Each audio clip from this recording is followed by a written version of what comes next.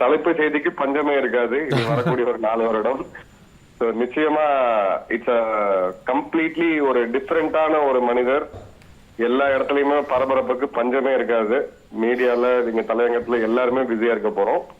But அவருடைய ஃபண்டமெண்டலா இப்ப இருக்கக்கூடிய சேஞ்ச் அப்படின்றது எனக்கு தெரிஞ்சு ஒரு அட்லீஸ்ட் ஒரு 4 மாத காலங்கள் அவர் அமெரிக்காவுடைய உள்நாட்டு பிரச்சனைகள், அவர் தேர்தல் பிரச்சாரத்துல முன்வைச்ச பிரச்சனையா இருக்கு.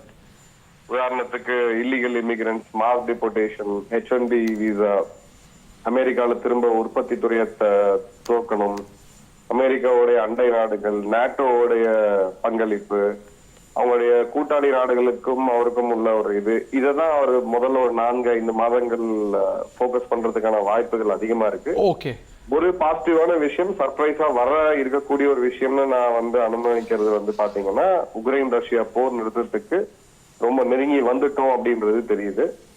ஸோ எக்ஸ்டர்னலா அதை ஒரு முதல் ஒரு வெற்றியா அதை அறிவிக்கிறதுக்கு இன்னொரு 1 மாதம் ட்ரம்ப் சொல்லவும் சொல்லியிருக்கிறார். இந்த காட்சியை விவரிச்சிடலாம். மரீன் 1 என்று சொல்லக்கூடிய அமெரிக்க அதிபருடைய அலுவல் பூர்வ உலங்கு வானூர்தி, ஒபிஷியல் ஹெலிகாப்டர்ல கடைசியாக ஒரு முறையாக அனுப்பி வைக்கப்படுகிறார் ஜோ பைடன்.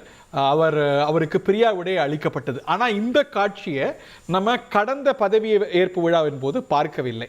ஏனென்றால் ஜோ பைடன் வெற்றியை ட்ரம்ப் அங்கீகரிச்சிடலை. அப்போதான் அவர் அவுட் கோயிங் பிரசிடென்ட், அவர் தானாக கிளம்பி போயிட்டார். இந்த மாதிரி 2 பேரும் பரஸ்பரம் எக்ஸ்சேஞ்ச் பண்ணிக்கக்கூடிய, பிரியாவிடையை கொடுக்கக்கூடிய நிகழ்வெல்லாம் நடக்கவே இல்லை அப்படிங்கிறது குறிப்பிடத்தக்கது.